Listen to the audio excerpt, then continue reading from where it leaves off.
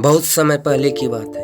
गर्मी की छुट्टियों में दादाजी के पास घूमने आया बालक उछलते कूदते हुए दादाजी के पास पहुंचा और बड़े गर्व से बोला, दादाजी जब मैं बड़ा हो जाऊंगा तब मैं एक सफल आदमी बनूंगा। क्या आप सफल होने के कुछ उपाय बता सकते हैं? दादाजी ने कहा, क्यों नहीं। और बिना कुछ कहे लड़के का हाथ पकड़ा और उसे करीब की नर्सरी में ले गए और वहां जाकर दादाजी ने 2 छोटे छोटे पेड़ खरीदे और घर वापस आ गए। घर वापस आकर उन्होंने एक पौधा घर के बाहर लगा दिया और दूसरा पौधा गमले में लगाकर घर के अंदर रख दिया। अब आपको क्या लगता है इन दोनों पौधों में से भविष्य में कौन सा पौधा अधिक सफल होगा? दादाजी ने लड़के से पूछा।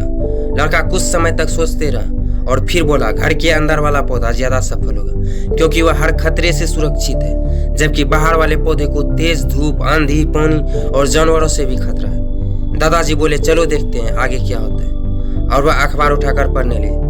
दादाजी ने दोनों पौधों पर ज्यादा से ज्यादा ध्यान देते रहे और समय बीतता गया। 3-4 साल बाद जब एक बार फिर वह लड़का अपने माता पिता के साथ गांव घूमने आया, तब अपने दादाजी को देखा तो देखते ही बोला, दादाजी पिछली बार तो मैंने आपसे सफल होने के कुछ उपाय मांगे थे, पर आपने तो कुछ भी नहीं बताया था, पर इस बार आपको कुछ बताना ही होगा। दादाजी ने मुस्कुराया और लड़कों को उस जगह पर ले गए जहाँ उन्होंने गमले में पौधा लगाया था। अब वह पौधा एक पेड़ में बदल चुका था। लड़का बोला, देखा दादाजी, मैंने कहा था ना कि ये वाला पौधा सबसे सफल होगा।